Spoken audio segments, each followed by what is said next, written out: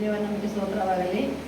ನಾನು ವಾಕ್ಯ ಓದ್ತಿರುವುದು ಯೆಶಾಯ 12ನೇ ಸಂಧಿ 1ರಿಂದ 6ರವರೆಗೆ. ಯೆಹೋವನ ಸ್ತೋತ್ರ ಗೀತೆಗಳು. ಆ ದಿನದಲ್ಲಿ ನೀವು ಹೇಳುವುದೇನೆಂದರೆ, ಯೆಹೋವನೇ, ನಾನು ನಿನ್ನ ಕೃತಜ್ಞತೆಯನ್ನು ಸಲ್ಲಿಸುವೆನು. ನೀನು ನನ್ನ ಮೇಲೆ ಕೋಪಗೊಂಡದಿದ್ದರೂ ಆ ನಿನ್ನ ಕೋಪವು ಪರಿಹಾರವಾಗಿ ನನ್ನನ್ನು ಸಂತೈಸುತ್ತಿರುವುದಲ್ಲವೇ? ಇಗೋ, ದೇವರೇ ನನಗೆ ರಕ್ಷಣೆ. ನಾನು ಹೆದರದೆ ಭಯಪಡದೆನು.